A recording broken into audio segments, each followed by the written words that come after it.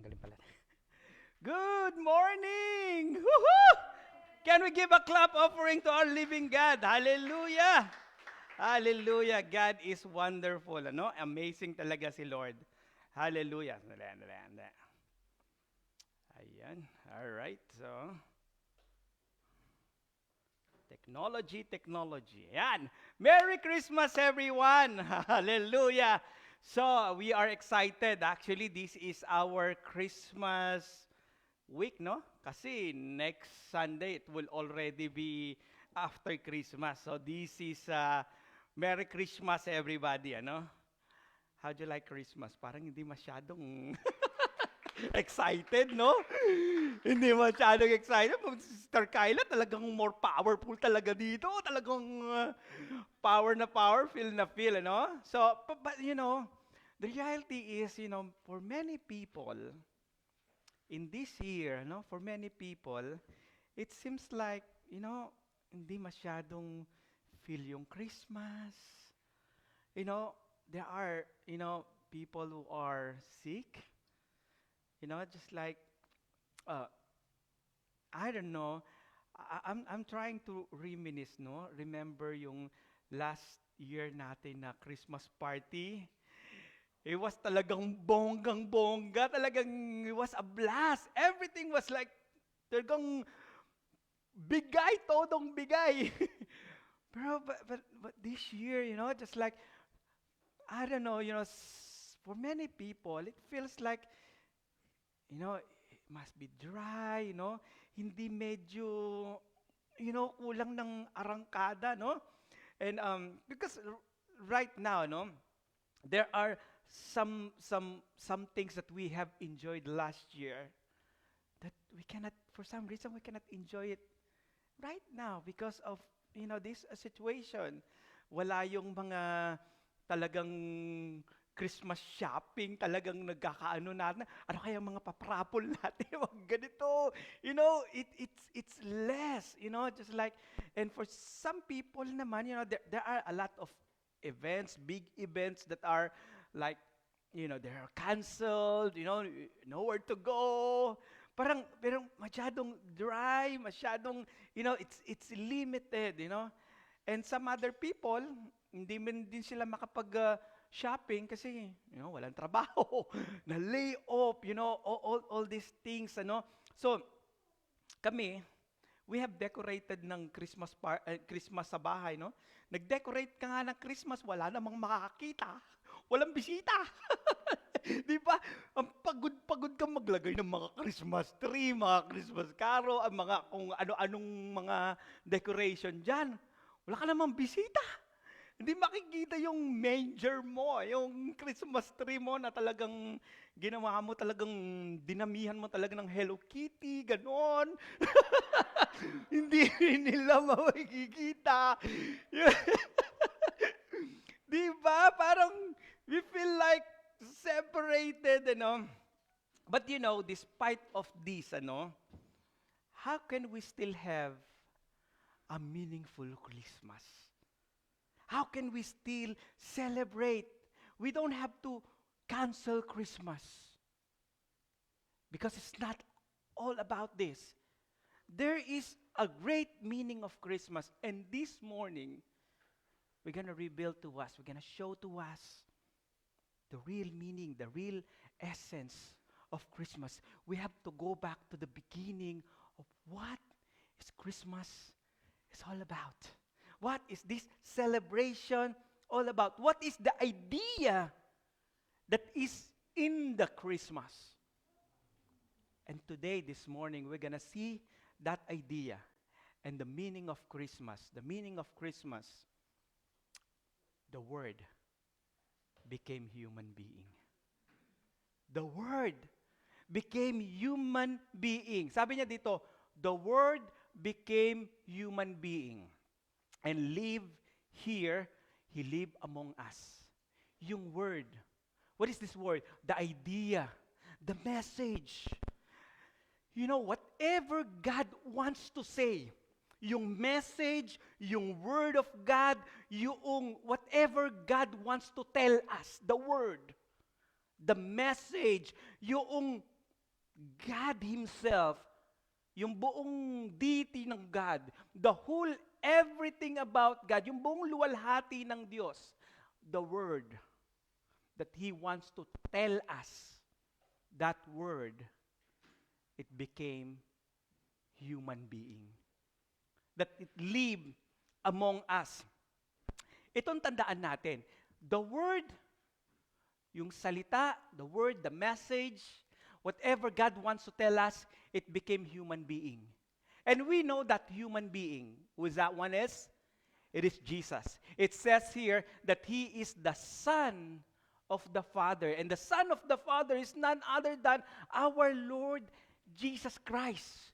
And the reason why He was sent here, the reason why He came to earth, so that all the truth about God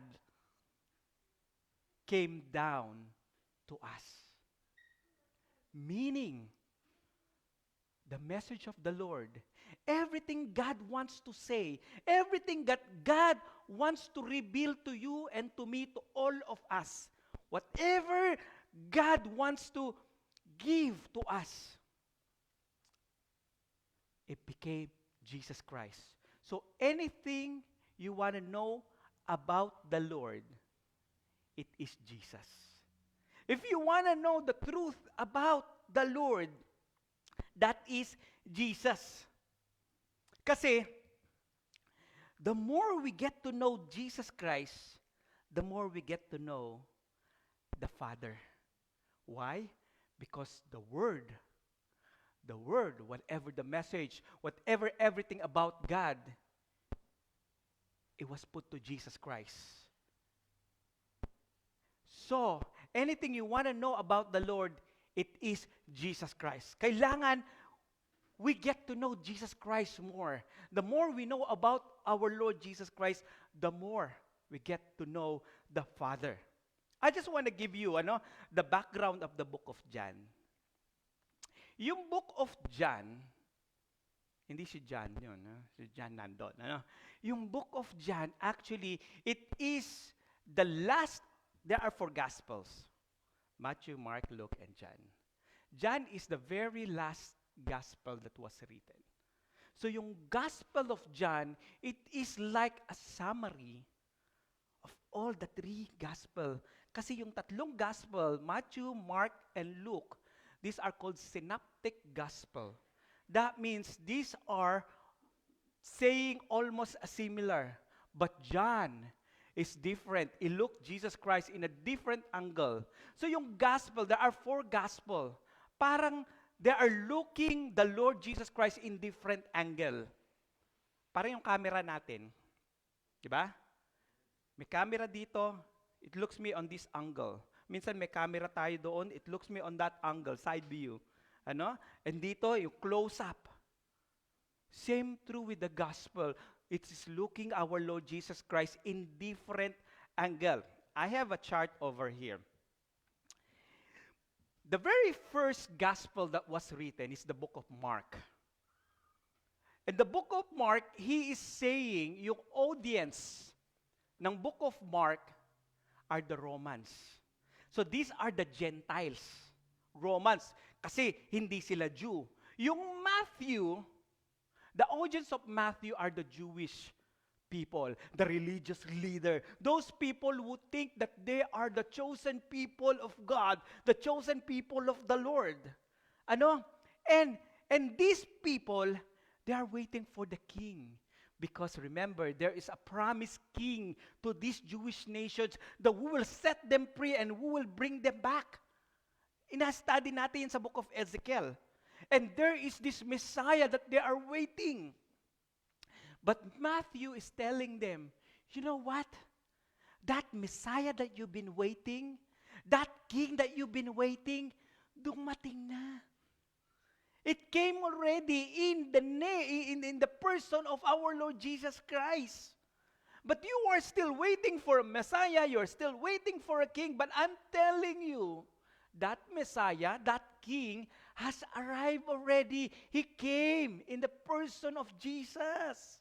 Yun ang message niya. So sinasabi niya dun sa mga religious leaders. Tandaan natin, yun ang audience niya. And that is the message that is trying to say that Jesus Christ, He is the Messiah, that He is the King. Si Mark naman, he is giving message not to the religious leader, not to the Jewish nation, not to the Jews, but he's talking to the Gentiles. Sinasabi niya, ang message ko naman, Jesus Christ, for you Gentiles, that Jesus Christ, He is the Son of God. Because the Gentile, the Romans people, they don't know anything about God. Iba yung God nila, iba yung Diyos nila. That's why Mark says, I want to speak to this group of people. I want to introduce the Son of God. I want to introduce Jesus to these Gentile people, particularly to the Romans. That the Son of God, He is Jesus. Siya yung anak ng Diyos. And then Luke. Si Luke naman, alam niyo si Luke, Dr. Luke ang tawag natin sa kanya, di ba? Dr. Luke. Dr. Luke, he's not even a Jew. Gentile yan. He is a Gentile, and now he is speaking to his co-Gentile. Hindi ako Gentile, nakareceive lang ako. I just received this grace even though I'm not a chosen nation. I am Jew. Now I'm telling you, even though you are a Gentile, you can receive the grace. Now I'm telling you, I received the grace. I am telling you, my co-Gentiles, that I received the grace and you can receive the grace also. And in this area, he is saying that Jesus Christ is a full human. So, he is the Son of God, he is God, and he is also full human. So, yung sinasabi niya, tao ito. Nagkatawang tao siya in order to understand, para ma-understand natin siya. And then, yun si Dr. Luke, he is doctor. Alam niyo, pag sinabi mong doktor, iniisip natin mayaman, no? Kasi yung doktor natin dito, mayaman, di ba? Sister Larry. Pero during that time, if you are a doctor, you are poor. If you are a doctor, you are a slave. You are not a free man. Hindi ka amo. During those time kasi, if you are a doctor, kumbaga, meron kang master. And you are a hired servant na yung trabaho mo is to cure. Hindi sila malaya.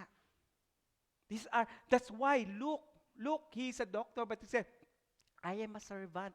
I am under a master. Ganon ang ano. So, ibang-iba yung alam nating doktor ngayon. He is a slave. And he is saying that, this Jesus Christ, he become like a slave. Yes, he is our great doctor. Yes, he is the Lord. Yes, he is our healer. But I'm telling you, he became human. That he stripped off his deity being God to live in the lowest form. He's a doctor. He's the great God. He is the Alpha and Omega. And yet, he became a servant. Now, the last gospel that was written is the book of John. John, so like about 25 years later after all this was written, that's the time that John wrote the book of the Gospel of John. So, he has already all this idea already. So that the reason why when you are a new Christian, you start reading the Bible, you start with John. Why? Because John is already rich. It's rich already in ideas. That all the ideas in Matthew, Mark, and Luke, all these gospel, he put them all together in one idea. in the Gospel of John. So the Gospel of John is very rich in meaning that he already looked in every angle of our Lord Jesus Christ. That he is saying, indeed, Jesus Christ is God.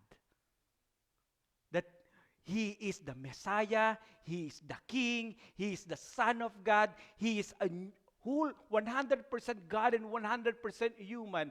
Therefore, he is God. So John, when he wrote the book of John, he's not bothered to tell the truth because the truth is already being told. It's being understood. And if you will look closely in the book of John is the only gospel that it doesn't talk about the genealogy of our Lord Jesus Christ. Hindi niya tinikwento yung si Mary, si Joseph. No more. Because it is already proven for him, it is already proven that Jesus Christ is indeed the Son of God. He is God.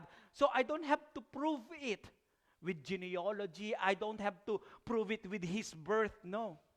He started with something that telling us that Jesus Christ is the Word became flesh and dwelt among us. Now, sabi niya dito, the book of John is making it clear to us. The reason why I wrote the book of John is this. Sabi niya, but these are written so that you may believe that Jesus is the Christ. That Jesus is the Son of God. Kaya ako sinusulat ito. That's why I'm writing this book of John to tell you all. It has already been proven. I already summarized Matthew, Mark, and Luke. I'm writing this one to confirm, to tell you that Jesus Christ, He is the Son of God. And by believing in the name of Jesus, by believing in our Lord Jesus Christ, you will have life. Who among of us wants life? Yung iba walang kabuhay-buhay. Ano? Yung mga walang kabuhay-buhay dyan, gusto nyo magkaroon ng kabuhay-buhay? Yung iba walang kabuhay-buhay, baka wala tayo nito. A lot of people, just like because of this, they don't have reason to celebrate no more. With this pandemic, they don't have, they're isolated, they're sick, and it seems like they don't have the reason to celebrate. Why? You don't have the reason to celebrate because if you are looking only on those things, and all those things are gone, you don't have reason to celebrate. But the reason to celebrate is not those things, but it is our Lord Jesus Christ, who is the giver of life.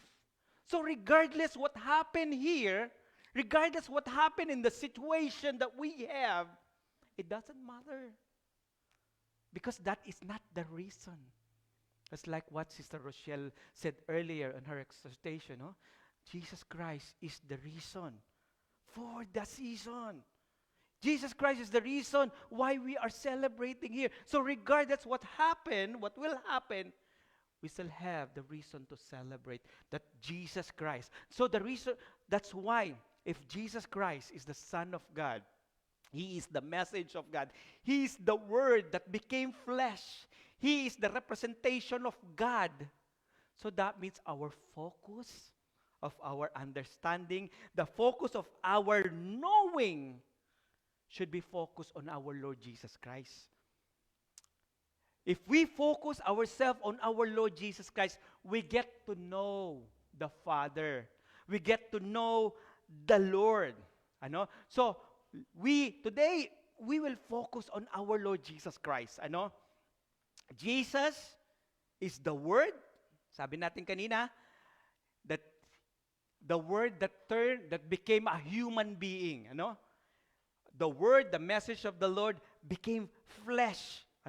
Kasi the Lord has a message for us. The Lord has something to tell us. The Lord wants to tell us something, and the Lord wants to introduce Himself to us. The Lord wants to make Himself known to us.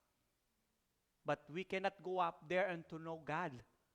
So God came down Himself in the form of our Lord Jesus Christ, in the person of our Lord Jesus Christ, to reveal Himself, to make Himself known. That word, that message came to us in order for us to understand whatever God wants to tell us. So anything God wants to tell us, it's Jesus. Anything you want to know about the Lord, the God the Father, it is Jesus. So if it's Jesus who's the answer, our focus of our study, our focus of our knowing, our focus of our understanding should be Jesus. The more you get to know Jesus, the more you get to understand what the message of the Father to us. It says here, in the beginning was the Word. So in the beginning means before even creation. The Word is there. And we know the Word was the Word is our Lord Jesus Christ. And that Jesus Christ, the Word, He was there already in the beginning. So Jesus Christ, meaning Jesus Christ did not start when He was born. Even before Jesus Christ was born, He is already there. He is already God. In the beginning was the Word. In the beginning, Jesus Christ, He did not start when He was born in the manger. Even before creation, He is there already. And then sabi na the Word was God.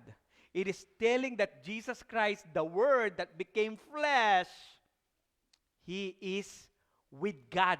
So that means He is with God.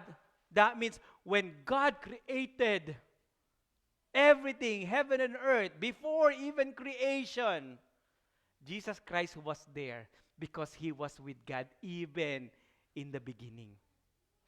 And then it says here, the Word was God. Jesus Christ is the beginning. Jesus Christ did not exist when He was born. He was existing already even before He was born in the manger.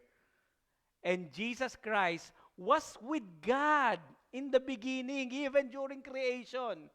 And it's telling us here that Jesus Christ is God.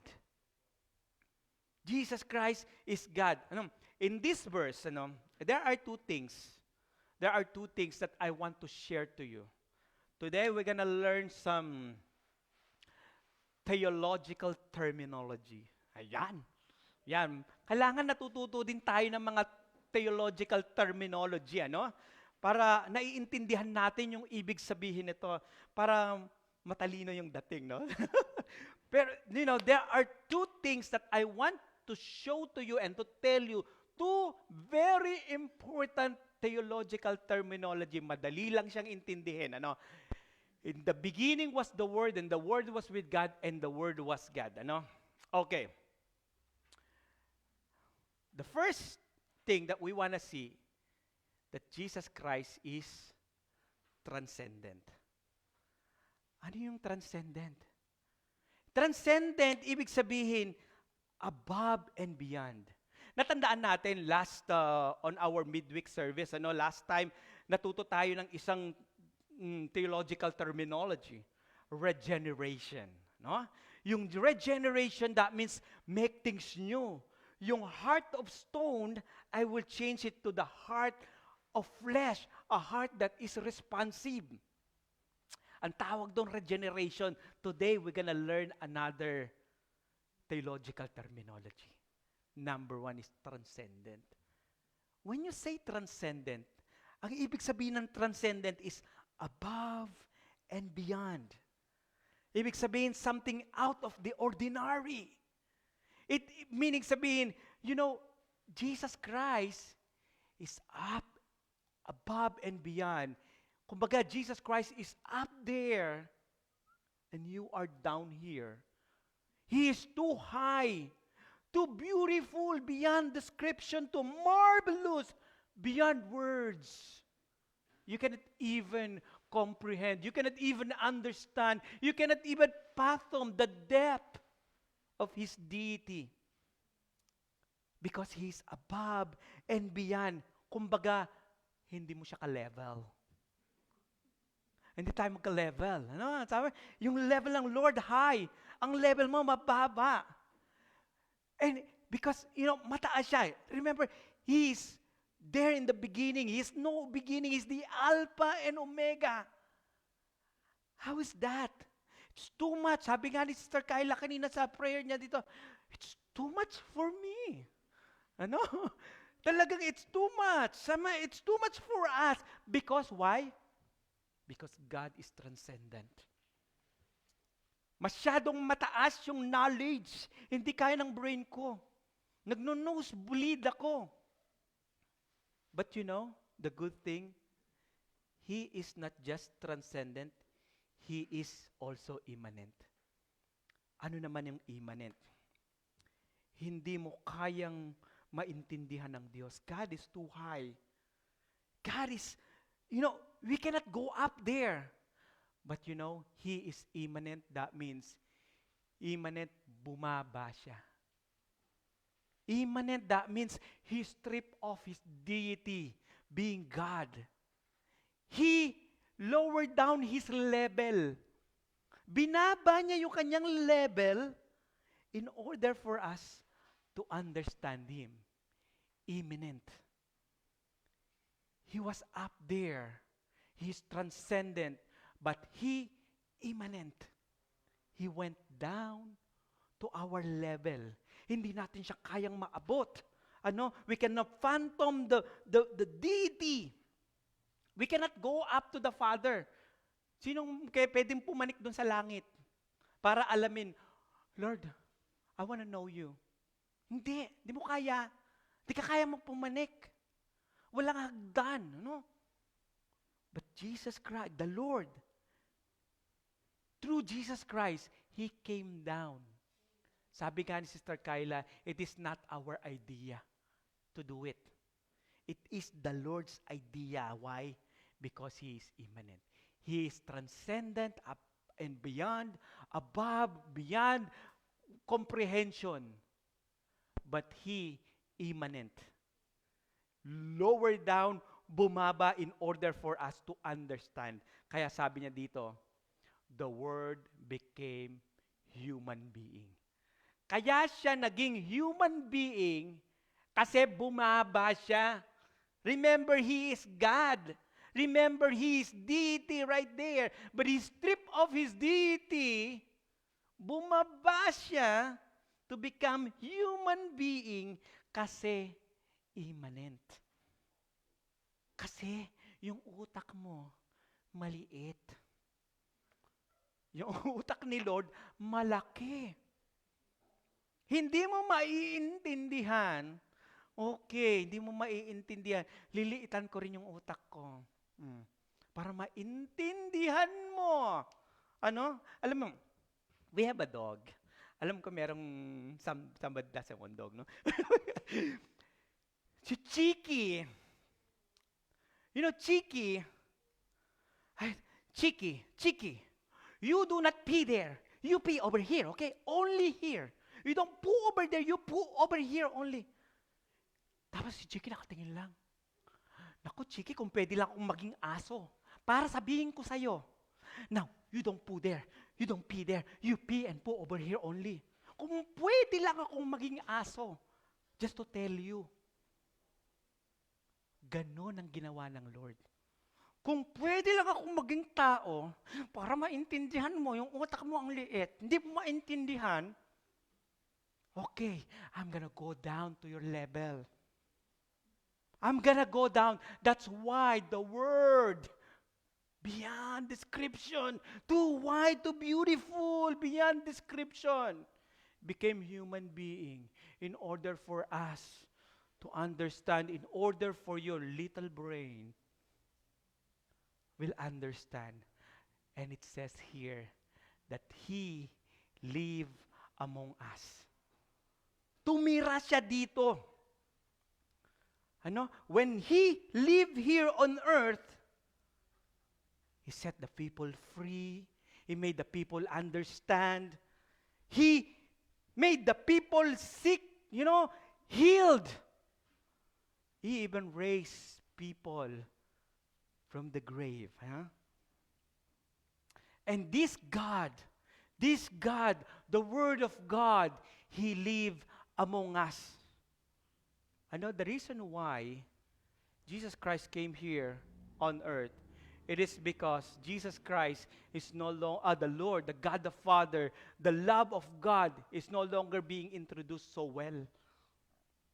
Hindi na nai-introduce, kaya the Lord, came down Himself, bumaba siya in order for us to understand. Kasi during those time, if you will look back in the Old Testament time, the Lord speak to people and reveal Himself. But the thing is, they say, but the Lord is not being introduced so well. Hindi siya nai-explain ng maayos. Kasi yung utak ng tao, maliit mo eh. Sometimes, hindi ma-explain. Sabi ng Lord, okay, walang makaka-explain ng tama. Ako na ang bababa. Ako na mismo ang mag-i-explain. Ako na mismo ang bababa to introduce myself because I am no longer being introduced ng maayos. Bakit kailangan pa niyang isend si Jesus Christ kung maayos na? Why that Jesus Christ has to explain about the Father if He is being explained so well? Because the reason why He is not being introduced correctly, there's something wrong. That's why God said, I have to come down myself to tell everybody that the word come directly from me. Ako na mismo. Source, ground zero source. Wala nang second party. I will introduce myself. To understand totally and completely kung sino talaga ako. Now, the reason why the virgin conceived. That is why suddenly Mary got pregnant through the power of the Holy Spirit because I need to introduce myself. I need to introduce myself in a way that you people will understand. Okay, I will start from the beginning how you exist. You are being formed in the body, in the womb of the mother, and then you will be born, you will be a baby. Okay, I will start there in order for you to understand. That is the reason why the Virgin Mary gave birth. And then when He was born, He said, you shall name Him Emmanuel. God is with us. God came. Ako na mismo ang darating. That is why the name Emmanuel, Jesus Christ. Why? Because He Himself came down. He Himself, He is with us. Sabi niya dito, Emmanuel, which means God with us.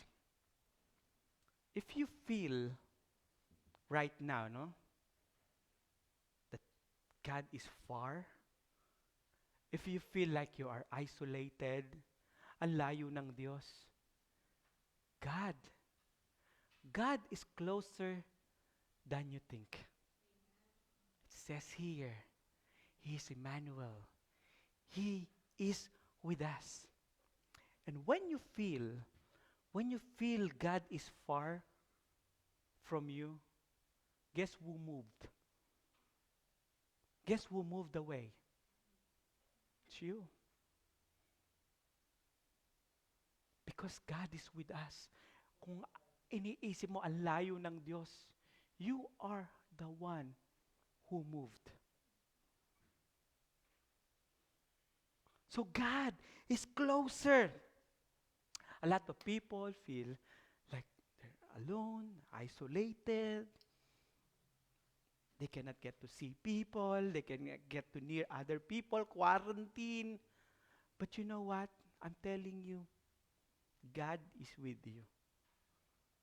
God's presence is with you. He is Emmanuel. He is with us. And when He came here, He get close to you, He get near you, He is with us, and He's telling you, Anak, I love you. I love you, my son. I love you, my daughter. And I am here for you. Whatever you are going through, whatever stage you are here doing, anything that you are going through, I am with you. And I am reminding you that you are dear to me. That I love you, the Lord is telling you. Sabi niya dito, God with us. Meaning, when He is with us, meaning we can get to know Him. We can get to know the Lord, the bigness of the Lord. We can get to know Him. He is with us. Sinasabi niya, I am with you. I can feel what you feel. I am with you. I'm here with you. Feel ko. Dama ko rin yung nadadama mo. Because I am with you. Naiintindihan ko kung ano yung pinagdadaanan mo. And it says here, God did not send Christ to us. God came to us in Christ. Tandaan natin yan. That Jesus Christ, hindi lang siya pinadala ng Diyos, kundi ang Diyos mismo ang bumaba. God did not send Jesus Christ to us, but God is God who came down to us in Jesus Christ. That He Himself came down. Siya na mismo yung bumaba. Sabi nito, the Son is the image of the invisible God. We don't see God. Yung finite mind mo, you will not be able to understand the infinite God. Yung bare eyes mo that cannot see beyond, it seems invisible to you, but it's saying here that Jesus Christ is the image of the invisible God. The firstborn of all creation. Sabi niya dito, sa John chapter 1 verse 18, no one has ever seen God. No one. Even though, kahit ano mo bang pigain yung utak mo, you cannot get to see God. No one has ever seen God. The only Son, the Word, Jesus Christ was there in the beginning. The only Son who is truly God and is closest to Father, saying here, He has shown us what God is like. So, anything we want to know about Jesus Christ, if we get to know our Lord Jesus Christ, we already know the Father. Because everything about Jesus Christ is everything about the Father. He is the personification of God the Father. Kasi invisible, now, He has to personify, and that is our Lord Jesus Christ. So that's why it is important that our focus in everything that we do, it's supposed to be our Lord Jesus Christ. Because Jesus Christ, we can get to see the invisible God through our Lord Jesus Christ. Amen? Sabi niya dito, the Son is the radiance of God's glory. God is so glorious. God is so infinite. God is so wonderful. God is so marvelous. talagang beyond words, beyond explanation. But it's saying here that Jesus Christ, He is the radiance of the glory of God. He is the exact representation of God. Perfect, 100% perfect. He is the exact, saktong-sakto na representation of God. He upholds the universe. So, He is the representation of God, and then He upholds the universe together. He put the universe together. If Jesus Christ, if the Lord can put the universe together, can't He not put yourself together? If the Lord, sabi, He upholds the universe, He He put everything together in its place, yung buong universe, dito, ipoform kita dyan, and then He organized everything together. Can't the Lord organize your life? Can't the Lord put your life together? Sometimes we say, oh, my life is falling apart. Oh, my family is falling apart. Oh, my job is falling apart. Everything in me is falling apart. If the Lord, He upholds the universe. If the Lord, He put everything together in order, can't He not put your life together? Hindi ba niya kayang ayusin yung life mo? That is how big, that's how marvelous, and that's how wonderful the Lord Jesus Christ. That's why our focus should be our Lord Jesus Christ. This season is the perfect time to remember, perfect time to celebrate our Savior, the Lord, the Messiah, the King, the 100% human and 100% God, the Word that became flesh, the Word that was there even in the beginning. That the message of the Lord came down to us in order for us to understand what God wants to tell us. I want to call the worship team to come, and we're going to close.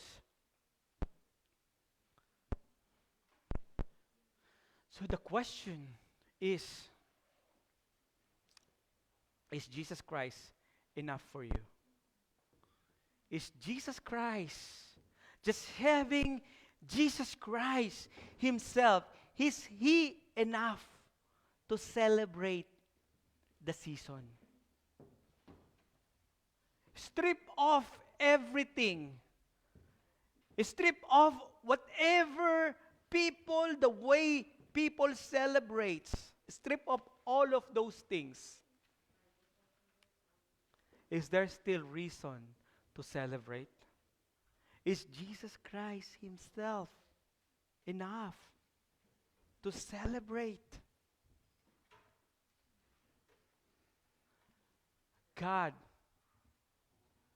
wants to tell us, it's like Sister Rochelle said, Jesus is the reason of the season. Let us, I want everybody to stand up. Let us praise the Lord. Why don't we worship the Lord, and the worship team will sing for us. And let's continue to feel the presence of the Lord. Hallelujah. And then we'll pray. Jesus.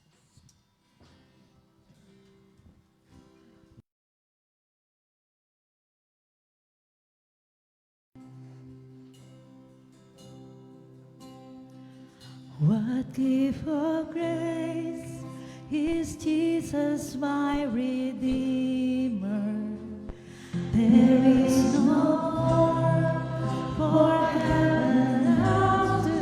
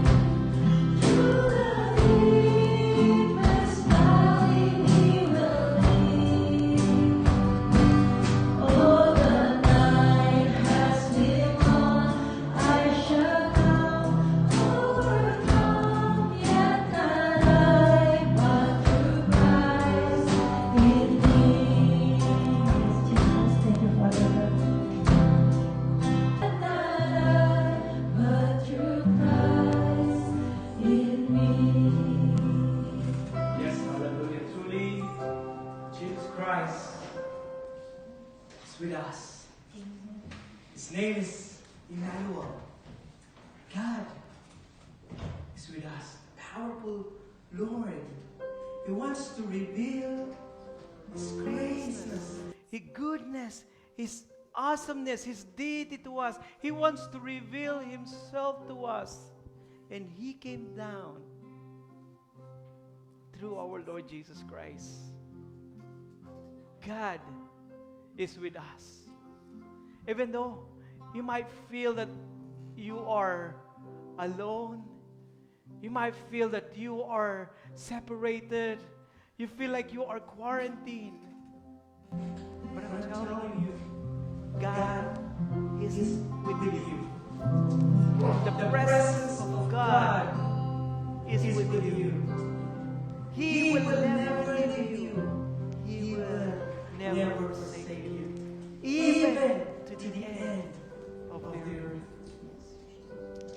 Lord, once again, Lord, we want to be reminded of your great love to us. The wonderful promises you have for us, Lord. Your presence to us, that you came down to us, Lord, to be with us, to give us this eternal life, to give your message to us, Lord. Yet you came down to our level in order for us to understand you. Lord, we just want to praise you. We want to give you the highest glory for your wonderful word, oh God, in our lives. And Lord, we also like to pray for those people who are sick, Lord. Lord, we pray, O Lord, that your miracle touch be upon them, Lord. Your healing touch be upon them, Lord. Your comfort be upon them, O Lord. The time, the moment of isolation, O Lord, that they will be reminded that you are with them. That you know how they feel. That you want to tell them that you love them. We pray, O Lord, that you strengthen these people, O God, that you empower them, O Lord, that they will be healed in the name of Jesus. For you are our Jehovah Rapha. You are the one who heals, Lord. We do pray also for the people, O God, who are celebrating the birthdays and anniversary of God. There is always a reason to celebrate your goodness, O Lord. They might be celebrating it in different ways, O Lord. But we pray, O Lord, that they will be grateful for the wonderful works that you have in their lives, O Lord. We pray, O Lord, that your goodness and mercy, O God, shall follow them all the days of their lives. We thank you, O Lord, for this morning of worship, O Lord. Thank you for your wonderful presence being with us, O Lord. Thank you, O Lord, for you have revealed yourself, your wonderful presence to us, Lord. Yes, you are an extended God, but you are an infinite God. Thank you, Lord. I want everybody to lift our hands right now. And let us receive the blessing of the Lord. God wants to bless us. God wants to equip us. God wants to bless us in every area of our lives. In every aspect of our lives. He is the God who put the universe together, knowing that God wants to put your life together also. God wants to put your life in order also. If you feel like things are falling apart in your life, God wants to put you together. whatever that area, whatever that aspect in your life, God wants to put that in order. Because He is Emmanuel. He is with us. He is with you. He is closer than you think. If you feel you are distant, He said, draw near to me, and I will draw near to you. Because God wants you to be in His presence. This morning, let us receive His grace to the Lord. Let us receive the revelation of God through our Lord Jesus Christ. The wisdom, the Word, the idea of God, the wonderful message of the Lord, the wonderful revelation of the Lord. Let's receive that through the person of our Lord Jesus Christ.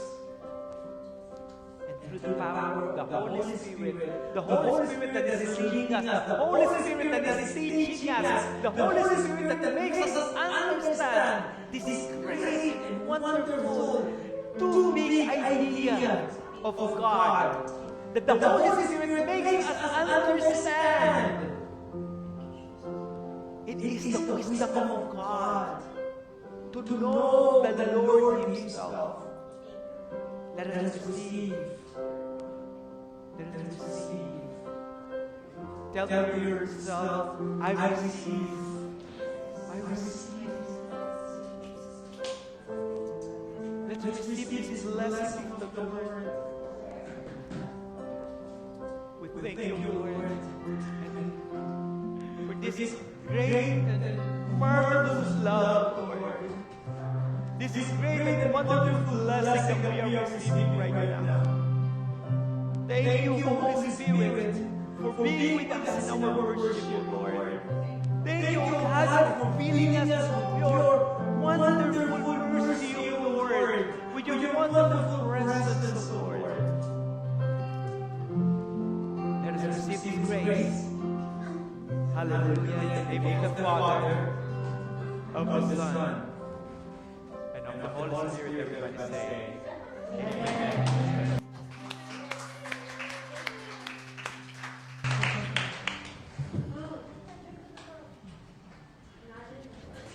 Go.